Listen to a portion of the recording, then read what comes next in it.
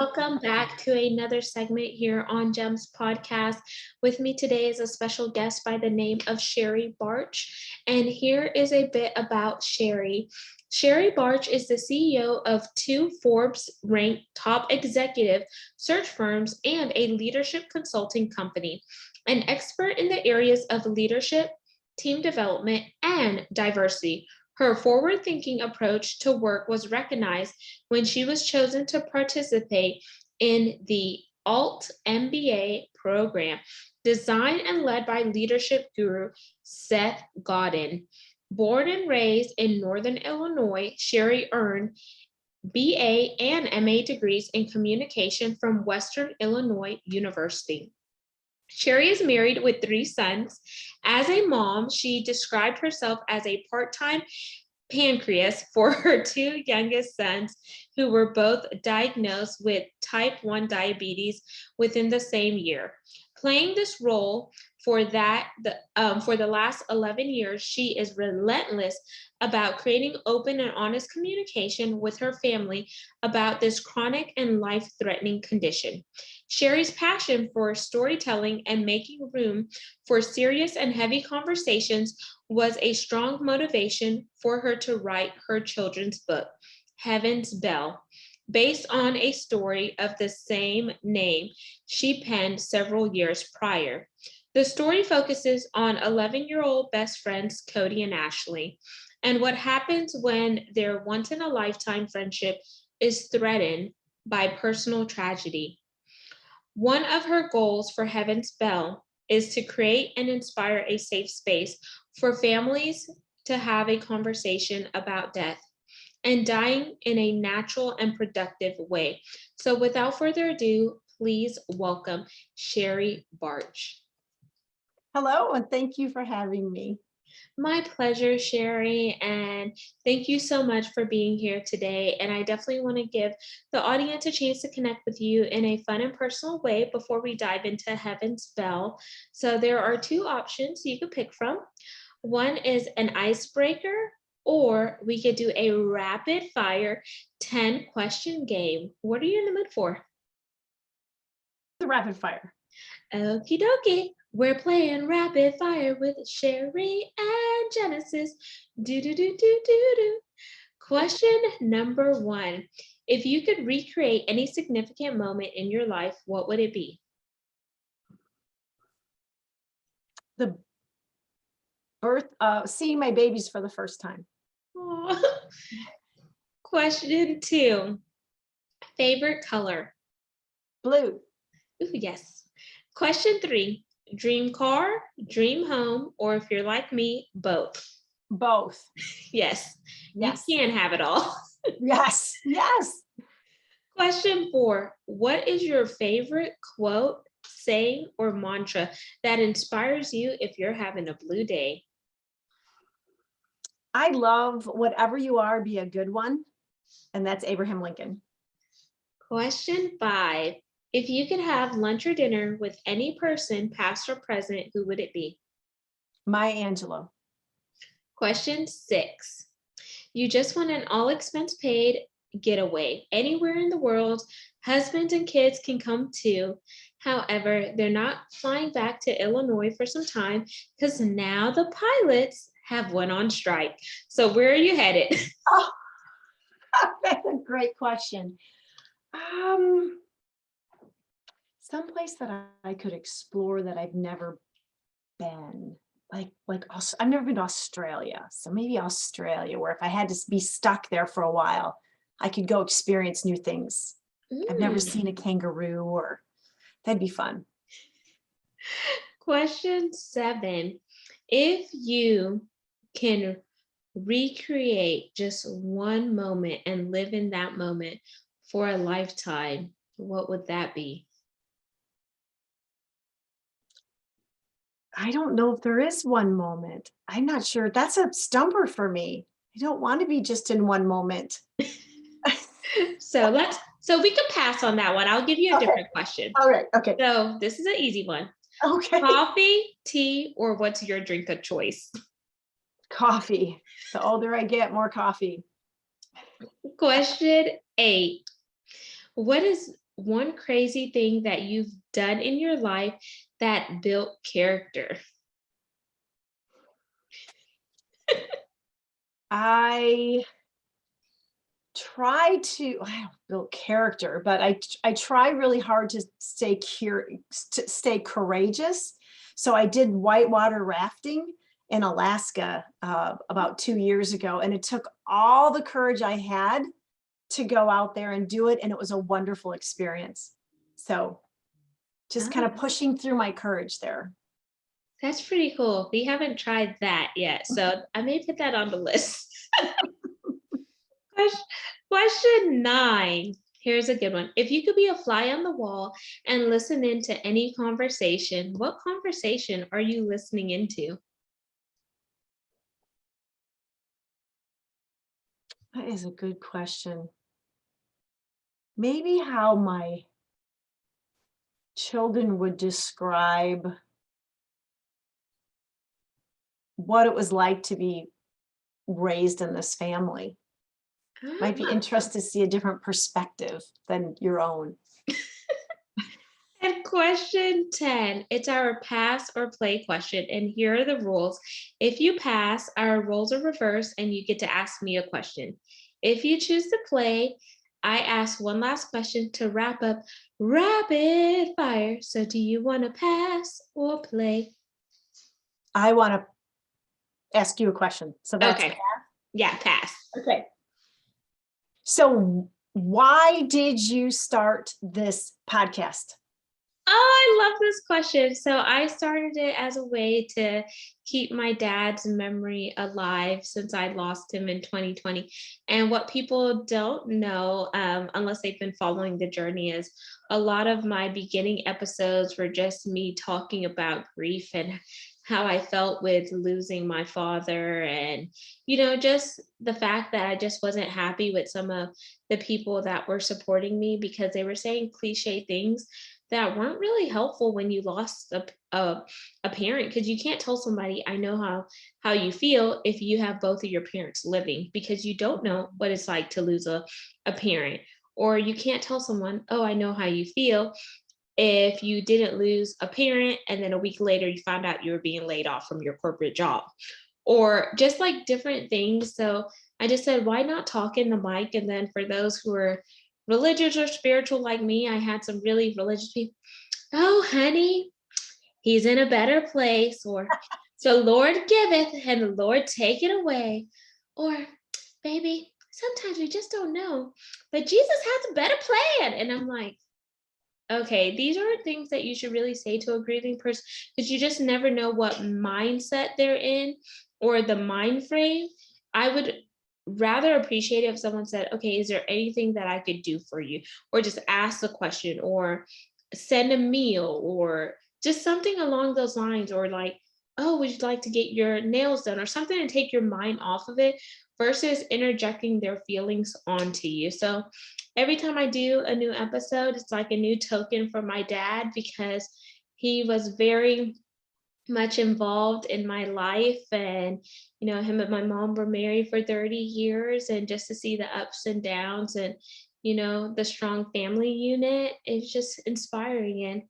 All right, And I need a Kleenex. You can't, I'm not ready for that. That's wonderful.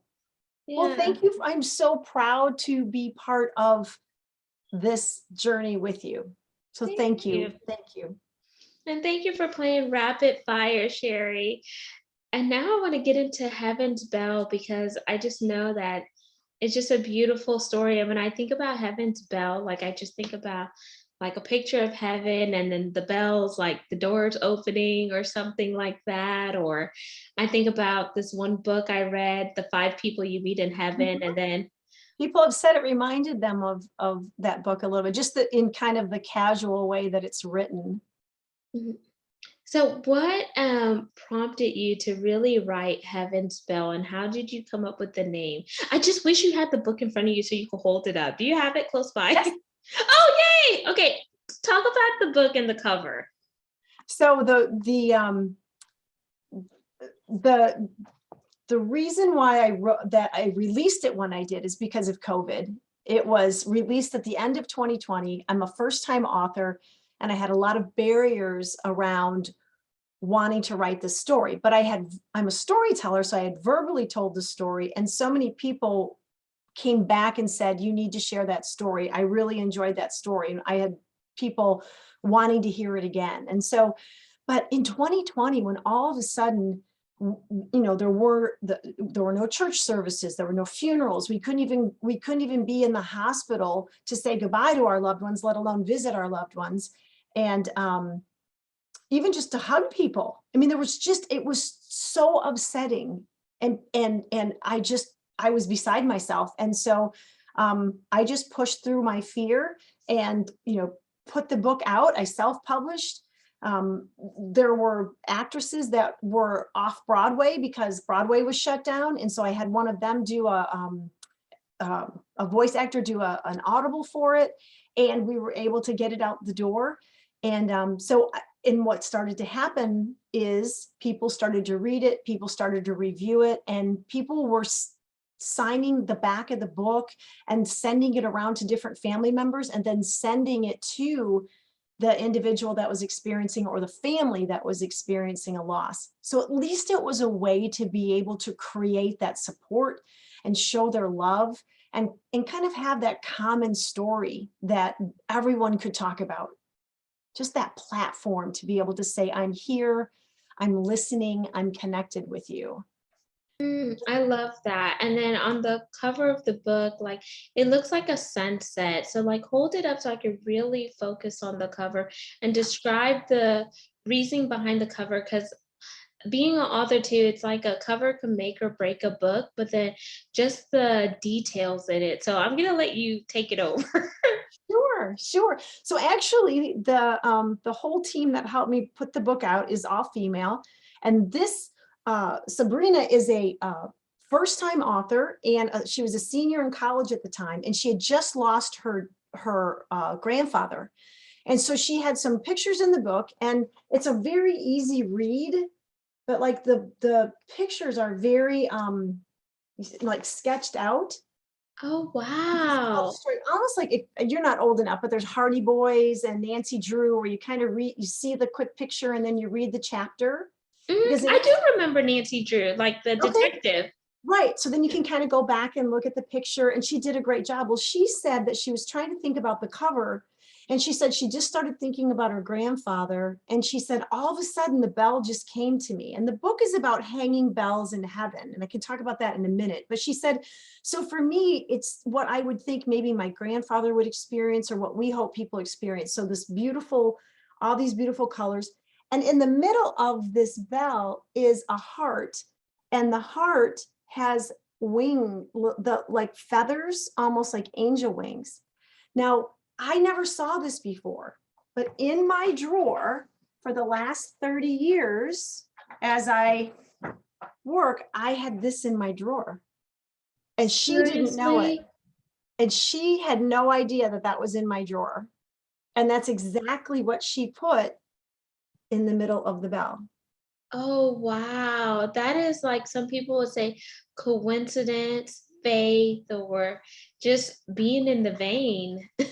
Yeah, so it was just, it kept continuing the momentum, and so I thought she did a fantastic job. I didn't even touch the cover. She was one and done, and that was the book. That is amazing. And I like the pictures in the book because I don't know why. I just love the color. It just makes me feel like I just want to color in the pictures, read and color. Yeah. Well, I'm going to let you know then that there's kind of a surprise that's happening, and that is there's a journal that goes along now with Heaven's Bell, that one side is for the writers, and there's writers out there, but the other side, the other page, is completely blank with the prompts. So you can draw, you can tape, you can glue, but you're right, there's that coloring that can happen because we all communicate differently, our feelings, and we all grieve differently, like what you talked about. Mhm. So And very excited. congratulations. And Thank you.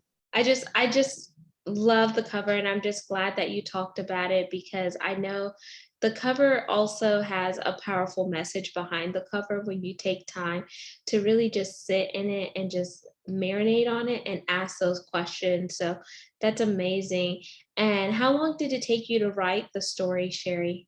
Well, originally the story, it's a very simple story to tell. You can tell even a 3-year-old, just to try to open up the conversation about a loved one that died. But to write it out, just the core story probably took about 10 minutes.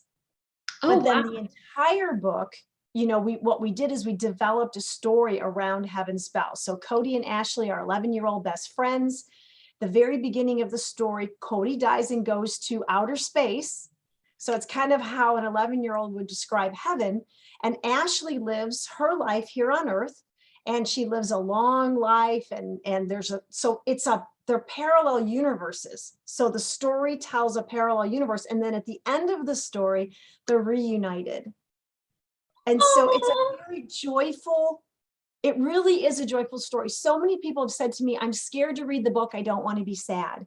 So I bring them together with people that have read the book and said, no, you won't be sad. I promise you. Yes, Cody goes to heaven, but I promise you by the end of the book, you're going to find peace. And it's going to give you a way to think about your loved one in heaven that is different than you've ever imagined. Even if you're spiritual and even if you have, belief systems that you were raised with, that's okay, because this is just a fictional story of Cody and Ashley and their friendship. And as you're talking about the story, you're lighting up. You're lighting up, and I could think about maybe some of those people in life who have experienced NDE, so a near-death experience. And sometimes when they said, okay, like whether it was like based on a surgery procedure and they were out under anesthesia, and they said, oh, I just felt like I was in a place of peace or serenity or etc. And when they wake back up, they tell some of their families, I didn't want to come back because I Mhm. was at peace. And so you talk about that near death experience, or they tell them, this is what I saw. Like I saw Nana and Pop Pop, Yes. or I saw different people. And sometimes when you hear those things, like it just kind of sounds like crazy. And like when my dad had his neck surgery after being paralyzed from the waist down 3 days after being in the hospital, he said when he woke up, the doctor said, Mr. Earl, and he's like, yes, do you believe in Jesus or afterlife? And he's like, yeah, why? And I guess something happened in the OR room that I guess gave him some type of inclinations or whatnot. And my dad was telling me like he knew that it wasn't his time. But then hindsight 2020, just looking back at how my dad passed after his second surgery, 8 days later, he ends up passing away, and he was found unresponsive in his hospital room. And I was like, Mom, do you think that dad made his peace already with Jesus and that he was ready to go, but he just didn't want to tell us? Because his entire quality of life changed from when he walked into the hospital to being paralyzed from the waist down, given the wrong medication, just going through the different trials, to coming home because he's like, I just want to be with my family. Then it was just so hard taking care of him at home when you don't have the Right. bandwidth 24/7, and you are the medical team. You're everything whenever OT is not there, or physical therapy, or we had to Hoyer lift him from the Yes. bed to, and I was like, do you wonder? Because there are some people that say they have a sense that they're going to pass on, but they don't want to let their family know, but they have already made peace. So have you encountered any of those stories since the book has came out? I have had people talk about, I read the book and realized when I was done reading it, it was my mother's birthday.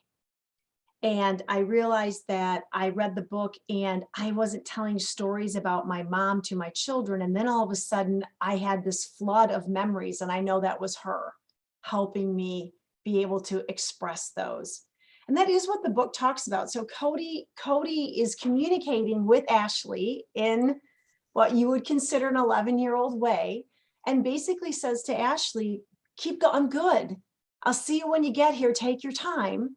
And when Cody's in heaven, there's a bell hanging day when you come to heaven. And so what you get to see are not only the people that have gone before you that you knew here on earth, but there's other relatives and generations that you've never even had the opportunity to meet, that now those individuals can introduce you to. So it's a big party, there's cake, there's celebrations, and your bell, you find your bell because you know your bell and the sound your bell makes. And in my original story, I said that when you think of loved ones, your ring has its own unique sound to your loved one. So they know when you're thinking of them. And Mm. when you've got kids that are younger, it's so untangible, right? Like, I don't know, what do you mean he's in a better place? Or what do you mean he's gone now? Or he's passed, so we try to say he's dead, depending on your religious beliefs and how you want to process that, whether there's an afterlife, like what you're talking about. But then I would also just hand him a bell. I had one young girl, probably kindergarten, first grade, and she was having nightmares. And I just said, hang this bell on your bedpost. And every time you see the bell, just think about your dad. And it really helped her process and think about her dad and know that her dad's bell was ringing in heaven. Wow. And like with you being a mom of three boys, and I know you are an advocate for diabetes, have the boys read the story, and what are some of the feedbacks that they've given you from their vantage point? Yes. And I think my youngest, when he was diagnosed with diabetes, thought he was going to die because that's in the word.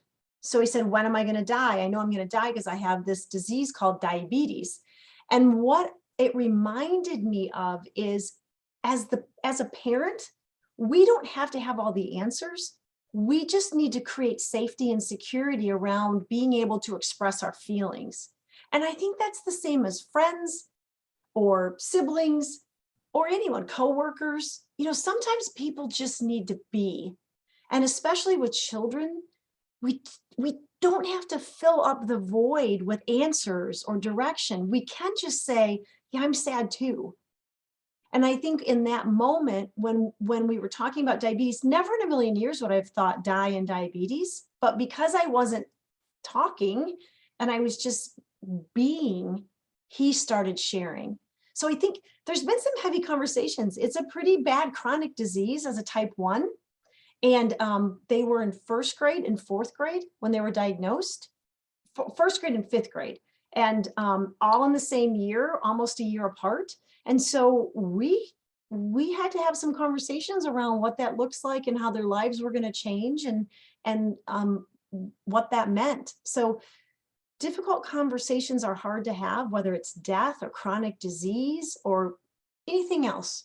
But boy, we could just use somebody that would listen and create space in their day or in their life for us to just be ourselves. Yeah, absolutely. And I love that your book is able to cater all audiences, no matter what age or what background or etc. But just having a conversation that is heavy, but doing it in a lighthearted manner. And I think by having the pictures in the book, that also softens up the tone, because some people could like visualize things versus just reading them. And then the fact that you have an audible too, they could just hear the book too.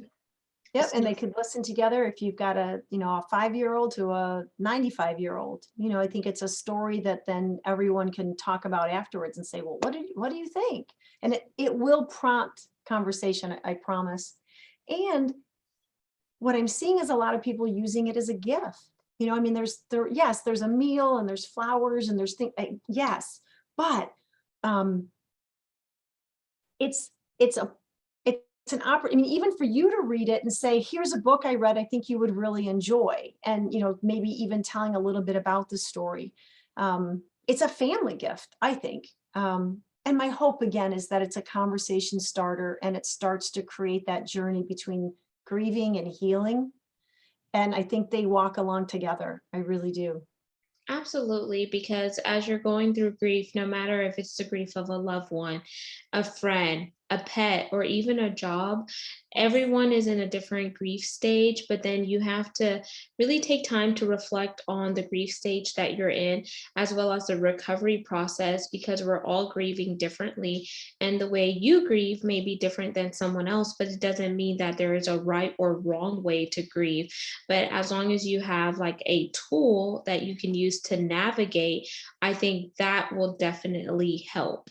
Yes, yes. And I think it's just, it's fiction. So, there's nothing to debate. It's a story. And that might even prompt you to have your own heaven spell story. I even had one person that read that had his sister was dying, and the sister that was dying read the story, and then the family read the story, and they were able to talk about it before she died. Aw. And they said that the feedback back to me on the story was now that because they were talking about the story and making observations, and there's a peacefulness of where she is in heaven and where she's going to be hanging out and what she's doing up there. That is, he said, it's just a placement that helps me process.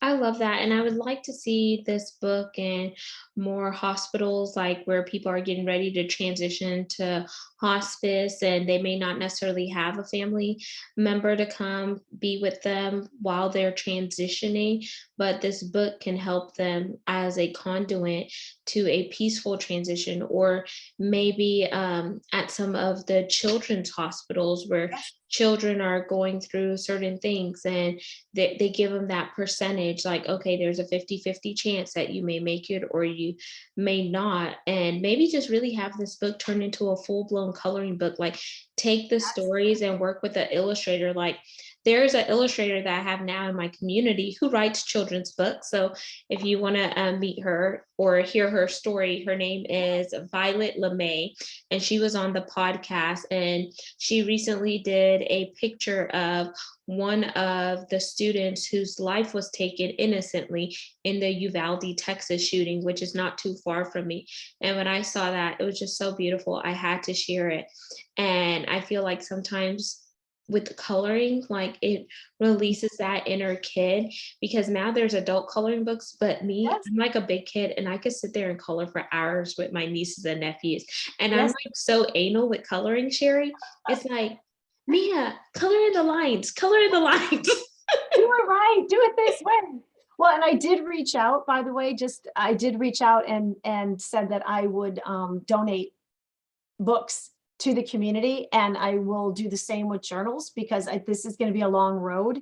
And to your point about children's hospitals, remember there's siblings involved, so you hear a lot about siblings that lost a brother or a sister. So, where is their healing and their opportunity to be able to express their feelings? And sometimes as a child or as an adolescent, we know as an adolescent when we're going to make an adult sad. So maybe we kind of bury our feelings because we don't want to add to the sadness.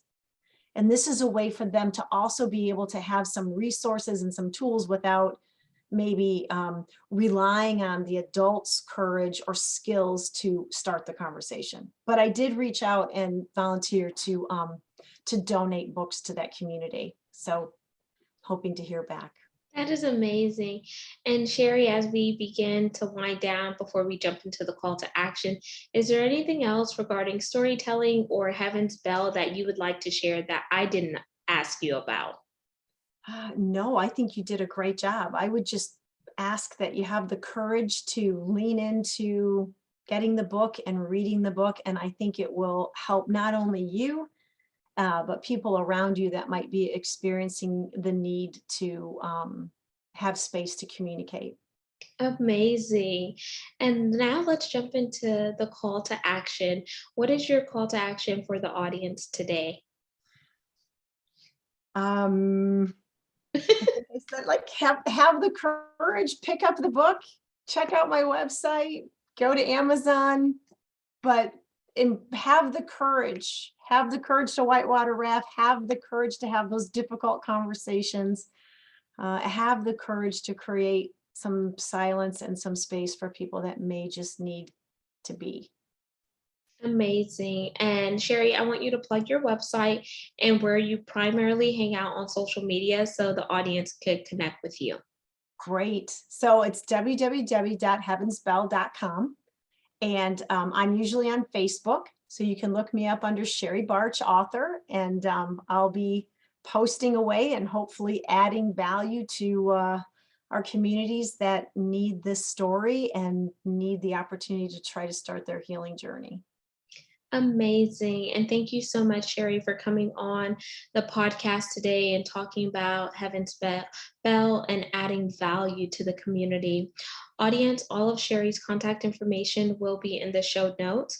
Don't forget to like, comment, and subscribe. We're on 40 plus platforms, and I want to thank each one of you for supporting the mission. Because of you, we're now ranked in the top 2% globally out of 2.8 million podcasts per www.listennotes.com, which has all the metrics there. And for those of you interested in watching the video, you can find this video on our YouTube channel by going to GEMS, GEMS with Genesis Amaris Kemp. And don't forget to encourage somebody that may be going through their own grief journey, whether it's from the loss of a family member, a friend, a pet, or a job, and ask them, is there anything that I can do for you? Bring them a meal, offer to wash their clothes or clean their house or something like that. But just sit with them and let them know. And Heaven's Bell would be a great discussion to have with them as well. That's a great gift. So until the next guest, next segment, I am signing out respectfully with Sherrie. And if you're interested in supporting the mission and becoming a sponsor, you can find more info at genesisamarisKemp.net. So until then, peace, love, and lots of blessings. Have yourself an amazing one.